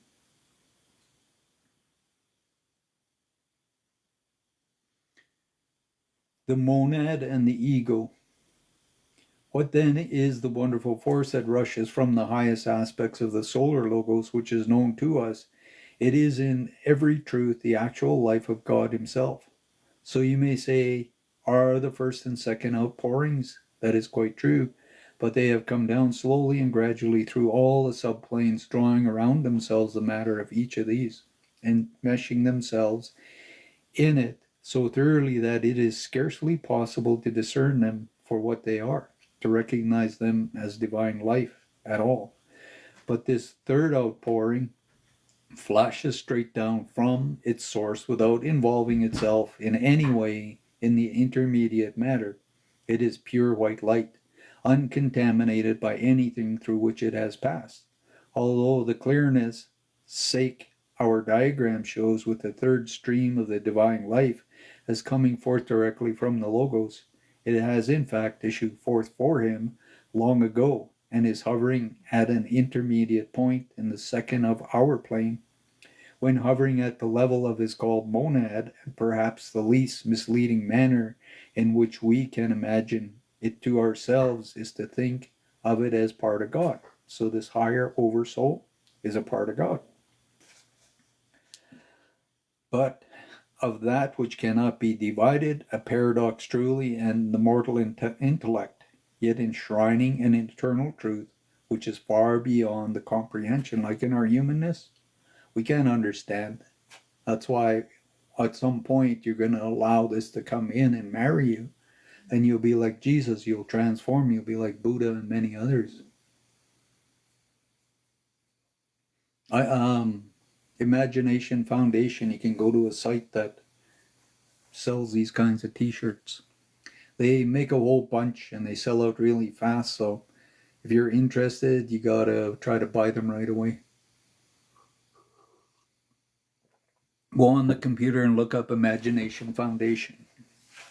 Me and Cindy have shared that lots of times, and Jason Silva wears these t-shirts. Wherever he goes, he wears these t-shirts, and that's where we found out. We asked him about it. The general method of descent of spirit into matter seems to be always the same, though the diverse conditions of the different planes naturally produce many variations in detail. The Logos himself puts down the monad, a tiny fragment of himself, and that's a tiny little energy in your body, into the level far below his own. Of course, such a descent must mean a most serious limitation, though it is all too far above the utmost reach of our consciousness to be described or understood. In exactly the same way, the monad puts down a tiny fragment of himself, which becomes the ego, and in that case also the limitations is enormously increased. The very same thing happens once more when the ego repeats the operation and projects a minute portion of himself into the mental and the astral and the physical body of the man, a fragment which we call the personality. This last tiny fragment is the point of consciousness which those of us who are clairvoyant can see moving about within the man. According to one system of symbology, this is seen as the golden man, the size of the thumb, who dwells in the heart, but many of us see it rather in the form of a star. I think I have always seen it myself as a brilliant star of light. The man may keep his star of consciousness where he will, that is to say, in any one of his 7 principal centers of his body, so in your chakras.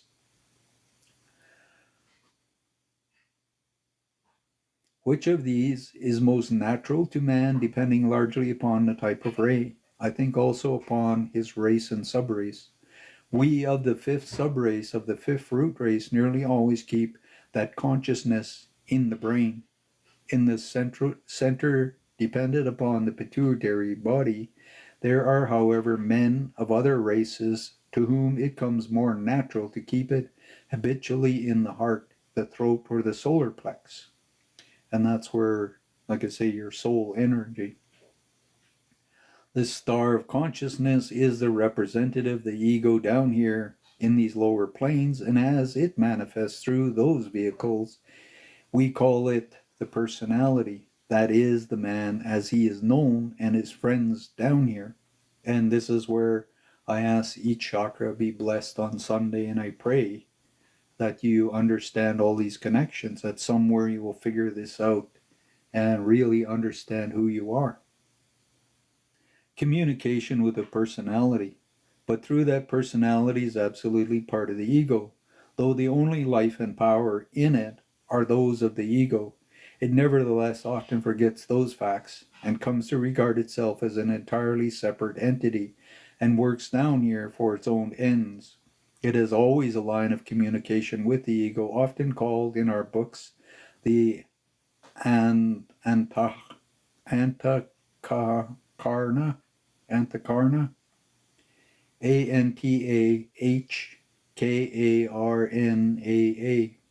but it generally makes no effort to use it. In case of ordinary people who have never studied these matters, the personality is to all intents the purpose of the man, the ego manifestation, himself only, very rarely, and partially.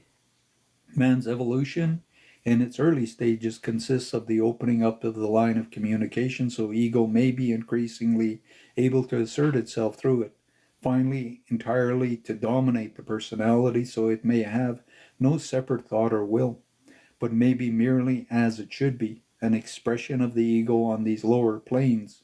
It must, of course, be understood that the ego belonging as he does to the altogether higher plane can never fully express himself down here. The most for which we can hope is that the personality will contain nothing which is not intended by the ego. It will express as much of himself as can be expressed in the lower worlds. The absolutely untrained man has particularly no communication with the ego or the higher self. A lot of people are not connected to the higher self. The initiate has full communication. Consequently, we find, as we should expect, that there are men among us at all stages between these two extremes. It must be remembered that the ego himself is only in the process of development, and that we have therefore to deal with egos in very different stages of advancement. In any case, an ego is in a great many ways something enormously bigger than the personality can ever be. And that's why you can't get rid of your ego. You can't destroy it and throw it away like it's garbage. That's not the way it works. People always say that you gotta get rid of your ego. It's not that. It's you gotta marry with your oversoul up here and you become one. That's what is the real meaning of it. Enormously bigger than personality can ever be, though, as has been said, he is but a fragment of the monad. He is yet complete as an ego in the causal body, even when his powers are undeveloped, whereas there is but a touch of his life in the personality. And that's why you got to reincarnate and they have the wheel of karma. So you can grow and grow and grow and grow till you're ready to go up into these higher truths. It is also true that life at his level is an infinitely larger and more vivid thing than what we know as life down here. Just as it is evolution for the personality to learn to express the ego more fully, so it is evolution for the ego to learn to express the monad more fully. To an undeveloped personality forgets all about this connection with the ego and feels himself quite independent. It can hardly be possible for an ego at his much higher level to be unaware of his link with the monad. Certainly some egos are far more awake to the necessities of their evolution than others, which is only another way of saying that there are older and younger egos, and that the older are striving more earnestly than the younger to unfold their latent possibilities. It says, in his own world. So we are apt to think that the only development possible for ego is through the personality, but that is not so. Or rather, it is so only in connection with one small set of qualities. As I have explained at length in Man's Visible and Invisible, the causal body of a savage is almost colorless, as in the process of his evolution he develops good qualities which can find corresponding vibrations in the matter of the causal body. The colors, expressions of these qualities begin to show themselves, and presently the causal body, instead of being empty, is full and active, pulsating life. So much more of the ego can now manifest through it. It has to increase enormously in size. It extends farther and farther from the physical center when the man is able to unfold hundreds, even thousands of persons within himself, and so to exercise a vast influence for the good. And this is where if you add hundreds of thousands of lives, you can become conscious of them. And your energy will move way out, your auric field and everything expands way out. That's mind-blowing. But all this, wonderful though it may be, is only the side of his development. He has quite other lines of progress of which down here know nothing. He is living in a life of his own among his peers, among the great Arupavadis, Arupavadis,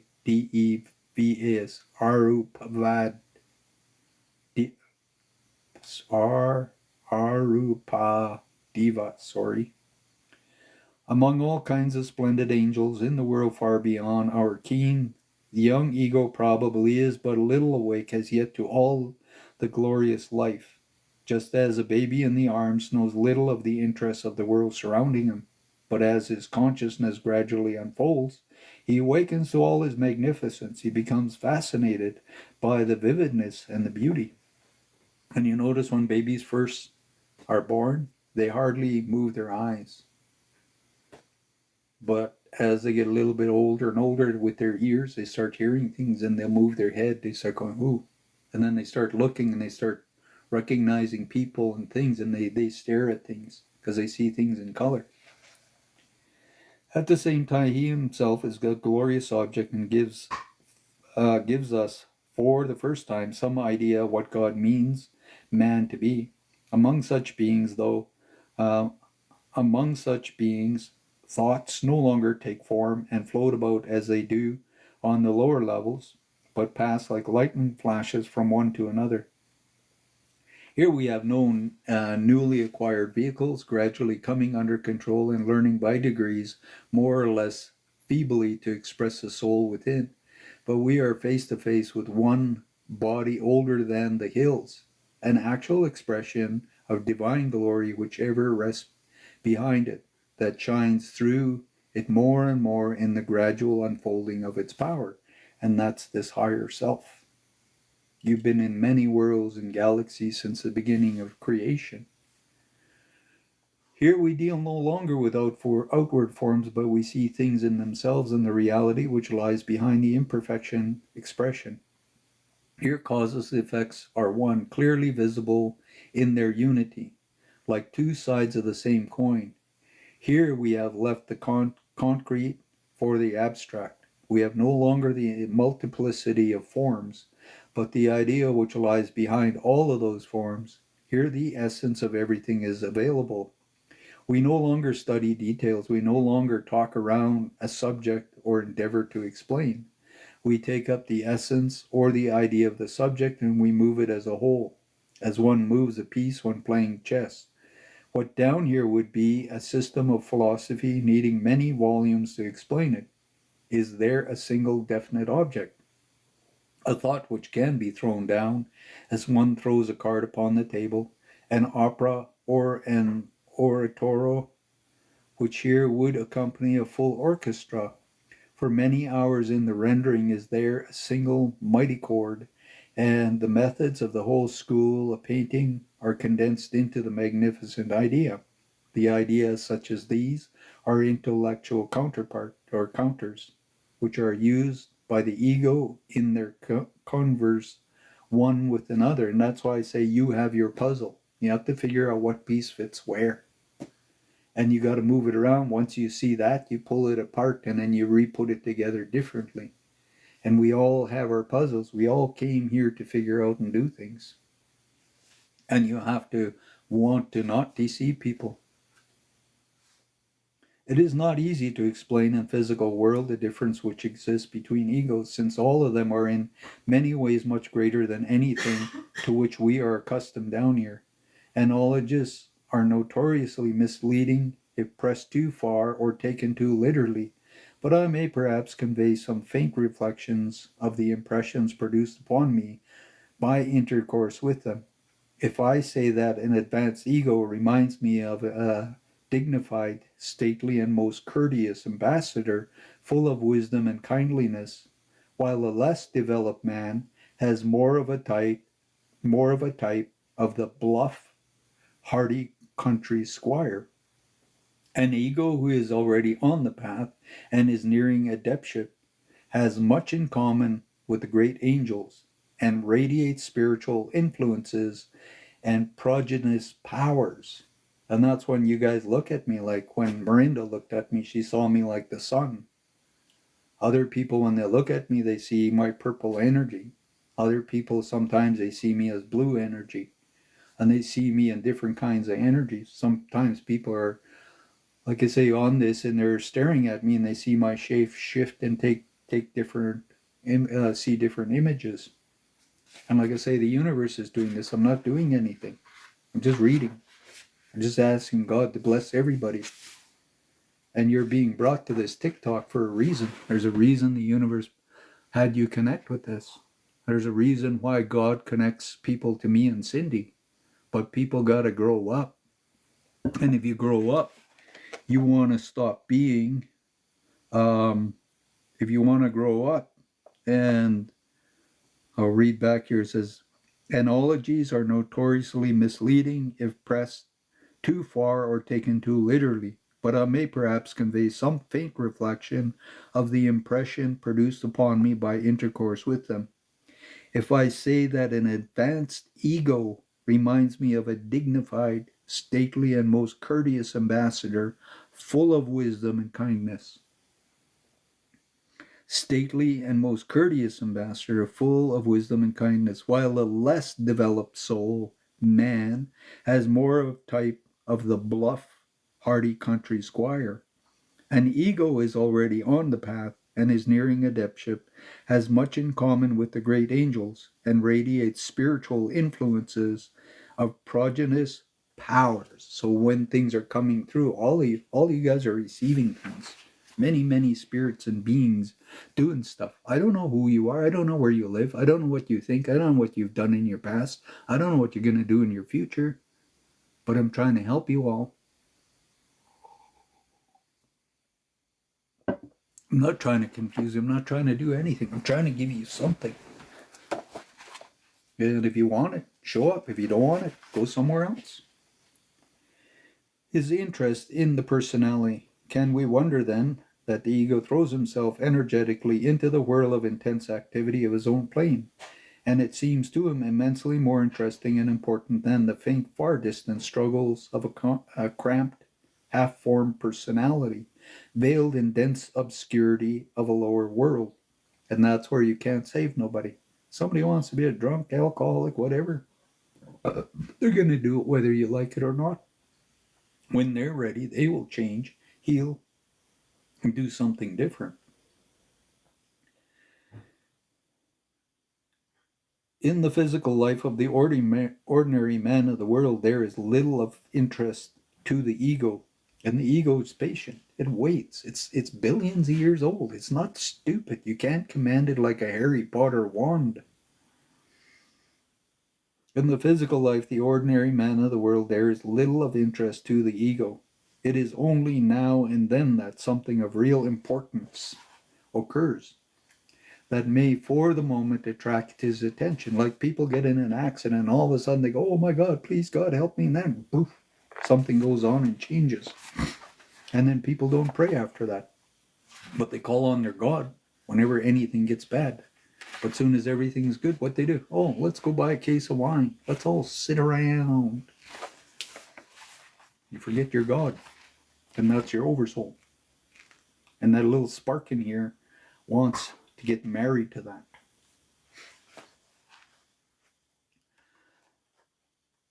That may for the moment attract his attention, and from it draws whatever is worth taking. The ordinary man lives in patches. More than half the time, he is not awake to the real and higher life at all. Some of us are apt to complain that our egos take very little notice of us. Let us ask ourselves how much notice we have taken of them. Like, we don't pay attention to it. We tell it, no, don't want to listen, don't want to do that, no, not interested. Very cool, Barbara Ann McKay from the West Coast. Glad you joined us. So, how many people pay attention to their angels, their guides, their teachers, their oversoul, to the universe of light? Why are you looking for the darkness? Why are you chasing it? Why are you making other people afraid, telling them things that are really silly and pointless? Why are you deceiving and manipulating? Like I say, you have to understand this. The ego knows that certain necessary parts of evolution can be achieved only through the personality and in its mental, astral, and physical body. He knows, therefore, that he must sometimes attend to it, must take it in hand and bring it under his control. But we can well understand that the task may often seem uninviting. At a given personality may appear anything but attractive or hopeful. If we look at many of the personalities around us, there are physical bodies poisoned with meat, alcohol, tobacco, their astral bodies reeking with greed and sensuality, their mental bodies having no interest beyond business or perhaps horse racing or prize fighting. It is not difficult to see why an ego surveying them from his lofty height might decide to postpone his serious effort to another incarnation, in the hopes that the next set of vehicles might be more amenable to influence than those upon which his horrified gaze then rested. We can imagine that he might say to himself, I can do nothing with that. I will take my chance of getting something better next time. I can hardly be worse. In the meantime, I have much more important business to do up here. So that's where your oversoul is like, will let you do everything in this lifetime, whatever it is. It's not going to tell you it's good or bad or right or wrong. And then it's going to hope in the next lifetime you're going to realize and do right. And that's what karma is all about. There's no rocket science to any of this. It's quite self-explanatory.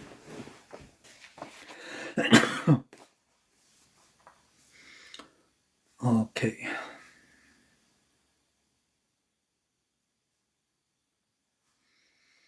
A similar thing not infrequently happens in the early stages of new incarnations. This is young souls, and there's lots of them. From the birth of the child, the ego is hovering over it, and in some cases, he begins to try to influence its development while it is still very young. As a general rule, he pays little attention to it until about the age of 7, by which time the work of the karmic element should be partially over the children differ so widely that it is not surprising to find that the relations between the ego and the personality involved differ widely also. Some child personalities are quick and responsive, some are dull and wayward. When the latter characteristics are prominent, the ego often withdraws his active interest for the time, hoping that as the child's body grows, it may become clever or more responsive. And this is where you get to choose. And this is where some kids are born and they're really, really amazingly gifted. And they're oversoul, they know they're oversoul, they're connected, they channel, they do all kinds of stuff. A lot of children born now are very, very gifted and they're part of the future. They can tell you all kinds of things, they're amazing. Such a decision may seem to us unwise because if the ego neglects his present personality, it is unlikely that the next will be an improvement upon it. And if he allows the child body to develop without his influence, the undesirable qualities which have been manifest may quite possibly grow stronger instead of dying out. But we are hardly in the position to judge, since our knowledge of the problem is so imperfect that we can see nothing of the higher business to which he is devoting himself. From this, it will be seen how impossible it is to judge with any precision and position in evolution of anyone whom we see only on the physical plane. In one case, karmic causes may have produced a very fair personality, having an ego of only moderate advancements behind it, while in another case, those cause may have given rise to an inferior or defective personality belonging to a comparatively advanced ego. That's where some people, they treat people really bad in other lifetimes. They're rich, they abuse them, and then when they're born, they're in wheelchairs and they're crippled in that. They create that body to pay back the karma. But some of them are really, really intelligent. Some of them are wise and old, and they choose it. And they're not poor. Having an ego of only moderate advancement behind it, while in another case those cause may have given risen to the inferior or defective personality belonging to the comparatively advanced soul. A good illustration of this appears among the stories of the life of the Lord Buddha. A man came to him one day, as people in trouble were wont to do, and told him that he had great difficulty with his meditation, which he could scarcely succeed in doing at all. Then the Buddha told him that there was a very simple reason for it, that in a previous life he had foolishly been in the habit of annoying certain holy men and disturbing their meditations. Yet that man may have been more advanced as an ego than some of his companions whose meditations were well done. And that's why there's no such thing as stupid. There's no such thing as dumb. When the ego does decide to turn the full force of his energy upon the personality, the change which he can produce is marvelous. No one who has been not personally investigated the matter can imagine how wonderful, how rapid, how radical such a change may be when conditions are favorable. That is, when the ego is reasonably strong and the personality is not incurably vicious. More especially when the determined effort is made by the personality on its side to become a perfect expression of the ego and makes itself attractive to him. And this is where I want to marry my oversoul. I want to become Jesus. I want to become a Superman. I want to live really, really long. I want to see and change this planet. And I know I'm a healer. I know I'm all these things. The attitude of the personality. The difficulty of this subject is greatly enhanced by the fact that it is necessary for us to regard it simultaneously from the point of view. Most of us down here are very emphatically personalities and think and act almost exclusively as such.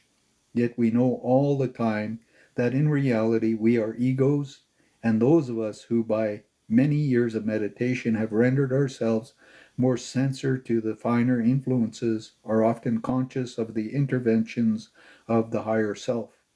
The more we can make a habit of identifying ourselves with the ego, the more clearly and sanely shall we view the problems of life.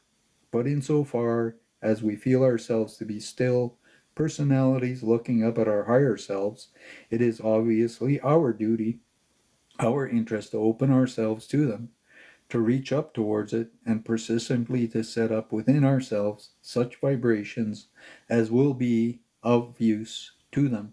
So this is where you have to be used to these teachers and everything. At least let us be sure what we do not stand in the way of the ego, that we always do our best for him according to our lights.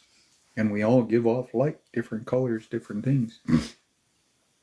Since selfishness is the intensification of the personality, our first step should be to get rid of that. Then we must keep our minds filled with the high thoughts, for if they are continually occupied with lower matter, even though the lower matter may be quite estimable in their ways, the ego cannot readily use them as channels of expression.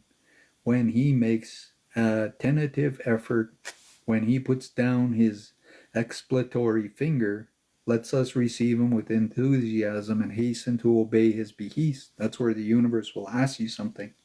And people say, oh, I want to be this, oh, I want to, and then it asks you and you say no. It knows everything. It's trying to do things. It's not trying to lie to you and deceive you or anything.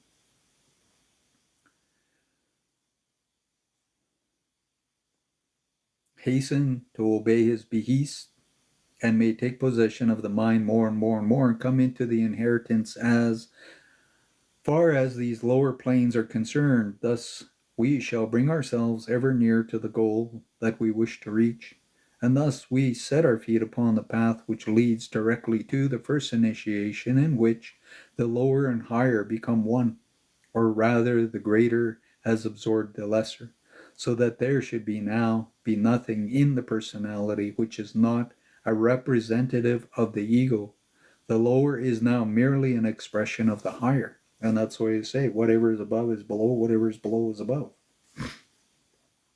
The personality may have a great many unpleasant qualities of his own, such as jealousy, anger, and depression, but they have all been cast off, and now he merely reproduces that which comes from above.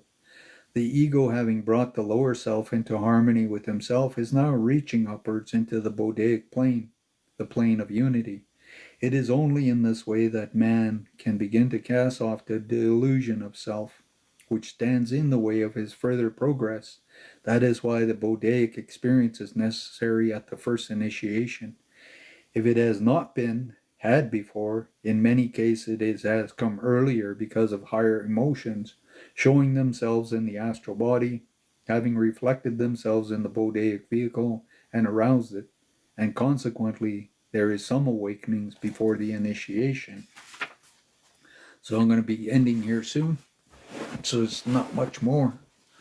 Welcome to whoever's joining, and goodbye to whoever's got to head off and do things. So realization of unity is the last one here. So when you really realize and you're not bullshitting to your oversoul, because you can't lie to it. People always try to lie and manipulate. They think nobody can see, nobody can hear, but actually it knows everything. Realization of unity. All that lives is really one, and is the duty of those who enter the Brotherhood to know that as a fact. We are taught the self is one, and we try to understand what that means, but it is quite a different thing when we see it for ourselves, as the candidate does when he enters the Bodhic plane. It is as if the physical life we were each living at the bottom of the well, from which we may look up at the sunlight in the world above, and just as the light shines down into the depths of many wells, and yet ever remains the one light, so does the light of the one illumined, who illumines the darkness of our hearts. The initiate has climbed out of the well of the personality and sees the light which he thought to be himself is in the very truth the infinite light of all. While living in the causal body, the ego already acknowledges the divine conscious in all. When he looks upon another ego, his consciousness leaps up, as it were to recognize the divine in him. But on the Bodhic plane, no longer leaps to greet him from without, for it is already enshrined within his heart. He is that consciousness, and it is his. There is no longer the you and the I, for both are one, facets of something that transcends and yet includes them both. Yet in all this strange advance there is no loss of sense and individuality, even though there is an utter loss of the sense of separation. That means a paradox. While yet it is obviously true, the man remembers all that lies behind him. He himself, the same man who did this action or that in the far-off past. He is in no way changed, except that now he is more than he was then, and he feels that he is included within himself many other manifestations as well. If here and now 100 of us could simultaneously raise our consciousness into the intuitional world, we should all be one consciousness, but to each man that would seem to be his own, absolutely unchanged, except that now it includes all the others as well. To each it would seem that it was that he would absorb or include all those others. So we are here manifestly in the presence of a kind of illusion, and a little further realization makes it clear to us that we are all facets of a greater consciousness, and that what we have hitherto thought to be our qualities, our intellect, our energies, have all the time been his qualities, his intellect, his energy. We have arrived at the realization in actual fact that the time-honored formula, thou art that. It is one thing to talk about this down here and to grasp it, or to think that we grasp it intellectually, but is quite another to enter into this marvelous world and know it with a certainty that can never be again shaken. When this Bodhic consciousness fully impresses the physical brain, it gives a new value to all the actions and relations of life. We no longer look upon the person or object, no matter with what degree of kindliness or sympathy. Sympathy, yeah. We simply are the person or object. We know him, or it is we know the thought of others, our brains, or the movement of our hands. We appreciate his motives as our own motives, even though we may perfectly understand that another part of ourselves, possessing more knowledge or a different viewpoint, might act quite differently. Yet it must not be supposed that when a man enters upon the lowest subdivisions of the intuitional world, he at once becomes fully conscious of his unity with all that lives. The perfection of sense comes only as a result of much toil and trouble when he has reached the highest subdivision of this realm of unity. To enter the plane at all is to experience an enormous extension of consciousness, to realize himself as one with many others, but before him there opens a time of effort, of self-development, and knowledges to the level to what we do down here when by meditation we try to open our consciousness to the plane next above us. That's why you got to go 8th, 9th, 10th, 11th, 12th. You got to go up higher. Step by step, subplane by subplane, the aspirant must win his way. For even at that level, extortion is still necessary to progress is to be made. Having passed the first initiation and consciously entered the Bodhic plane, this work of developing himself in the subplane after subplane now lies before the candidate in order that he may get rid of the three great fetters, as they are technically called, which embraces his further progress. It is now definitely the path of holiness, and is described in the Buddhist system as the Sotapatti or Sohan, he who has entered the stream, while among the Hindus we call it the Parivarajaka, which means the wanderer, one who no longer feels that any place in the three lower levels is his abiding place of refuge. Hope that makes sense. Hope you guys can really think about that. It's not a silly game. I'm really serious about this stuff I read. I'm really serious about what I want to be in the future. I don't care if I get laughed at or mocked. I don't care what anybody thinks.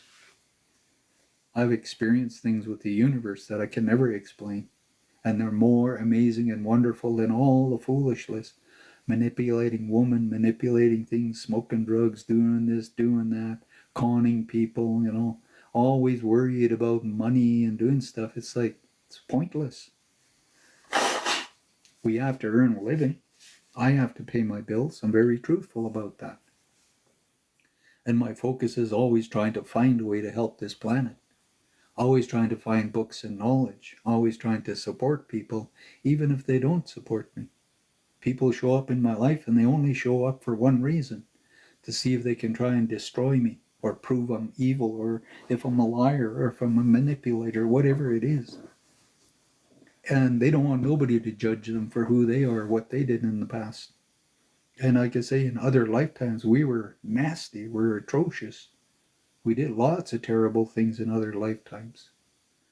So this is where it's your choice. What do you want? What do you really believe? Do you have to have Archangel Michael standing around all day swinging a flaming sword? He doesn't want to do that. If that's what you believe is around you, it's probably a trickster. It's probably an entity, and it doesn't want you to grow and become these gods, these superhumans. And if you want to keep that around, then you're going to stay on the wheel of karma in the third dimension. There's no way you're moving into the fourth or fifth.